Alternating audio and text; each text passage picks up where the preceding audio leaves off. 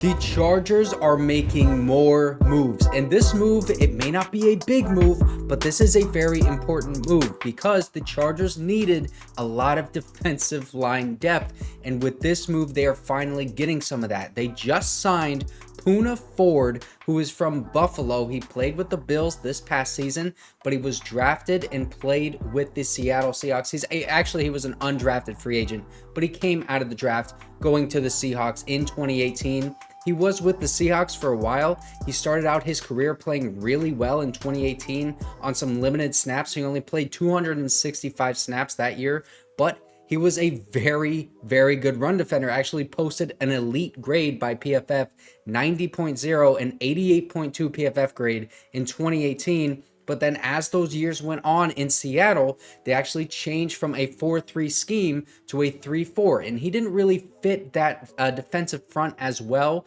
And that's why he had a pretty down year in 2022. As you can see, his grade went all the way down to 56.6. But then he goes to Buffalo. And he didn't really have that great of a year. He struggled with injuries, didn't play as many games. But from what I saw on film, and I didn't see a ton of film, but I did see a good collection of snaps from him.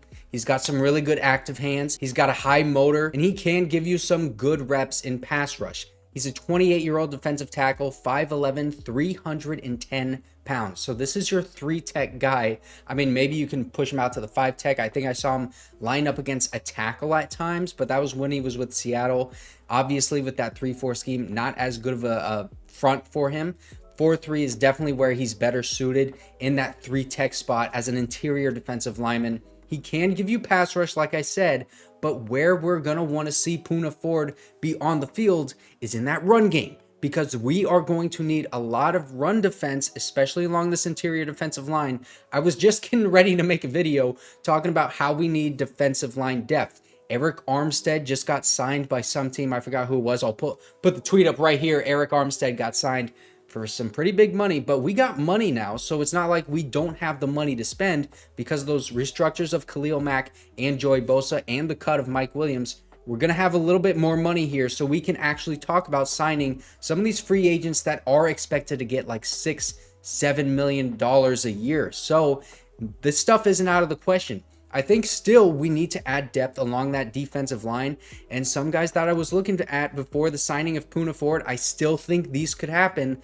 Like Austin Johnson might be brought back because he could be a 3-tech guy, and also he's that big run defending defensive tackle. He's not going to give you much in terms of pass rush. I think even Poona Ford might give you more potential there and possibly rushing the passer. I also saw him bat down a couple balls.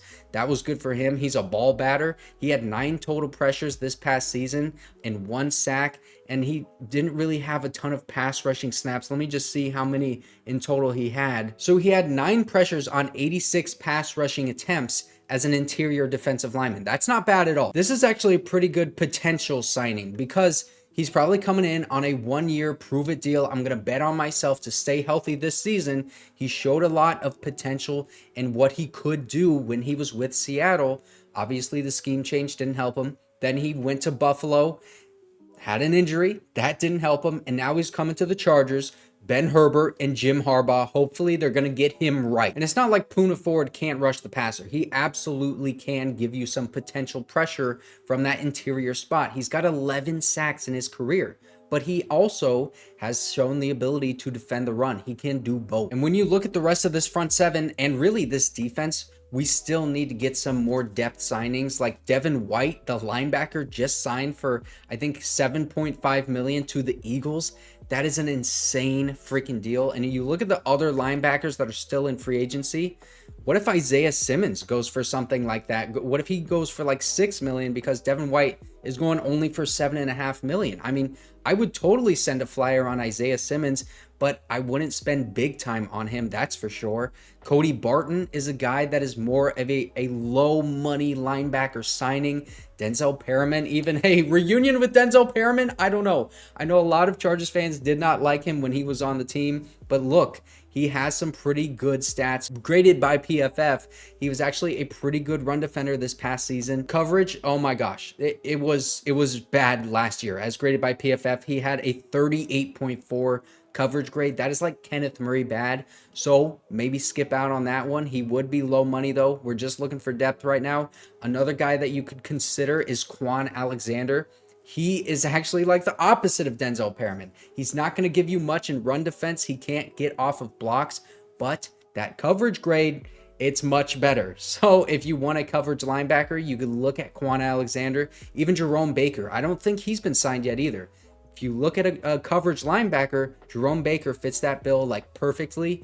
And then another guy that fits the bill of what we would want in a linebacker could even be someone like Zach Cunningham. He's not particularly good in run defense or coverage, but he's just about baseline solid in both areas. And I think at 29 years old, this is a guy that you could have come in and you could just have him be that backup linebacker and maybe start in certain spots if some other guys get injured. He's just a good, solid depth piece for insurance. That's what I think Zach Cunningham is. That's what I think Cody Barton is. But then if you go to the extremes like Denzel Perryman, you want run defense. If you go to the extreme of like Kwon Alexander or Jerome Baker, you want coverage ability. Also, if you want coverage ability in a linebacker, but you don't want it to go against that comp pick formula, Devondre Campbell. He's going to be 31 years old by the time this season starts, but he was just cut by the Packers, okay? So this is not going to count against that comp pick formula. The injuries are concerning. He wasn't all-pro recently. He even made the NFL top 100 players, I think 2 years ago. He was a really good sideline-to-sideline player, showed some really nice coverage ability. He was one of the best coverage linebackers in the NFL at his like heyday, which was not long ago. You bring him in on a low money deal. It doesn't count against the comp pick formula. We got money to spend now, so we can send these flyers out. And also, another guy to look at that I think is very likely here is Chris Board. He's 28 years old. He was an undrafted free agent from the Ravens in 2018. He's primarily a special teams player. He is a linebacker, but listen to me. Amen Ogbongbemiga just signed to the Bears. So we need linebacker depth and we need special teams depth.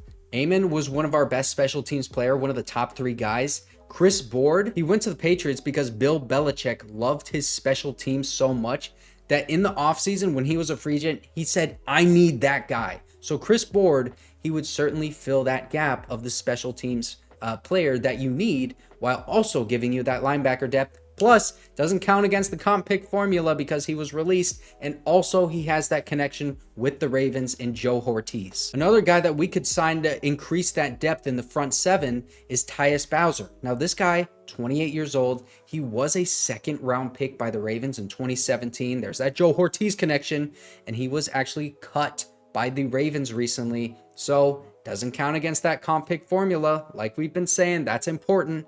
He was a really explosive athlete, bit undersized for an edge, but he has shown flashes in the NFL. He's got 7 sacks in 2021, injured in 2022, and then missed all of last season with a freaking torn Achilles and a knee injury. So this is one of those guys, again, he's got the injury issues. This is like a theme here in free agency. You got the injury issues, but you can bring him along for cheap and let them bet on themselves. Again, we have Ben Herbert. We have this great strength and conditioning staff. Let's bring guys like this in so they can bet on themselves, and hopefully we will reap the rewards, because this is what the Ravens used to do all the time. I mean, they still do stuff like this. And Poona Ford is kind of doing that same thing by signing with the Chargers. He's coming off an injured season. He's shown a lot of potential in his career, and he's trying to come to the Chargers, have a full healthy season. I'm sure this is a 1-year deal, and he's going to have a prove it year. Either way, this is a great depth signing. We needed depth along this defensive line. Expect some more moves along this front 7 in free agency. Also in the secondary as well, and then the interior offensive line too. But if you didn't see my video from earlier today, you can click this one right here.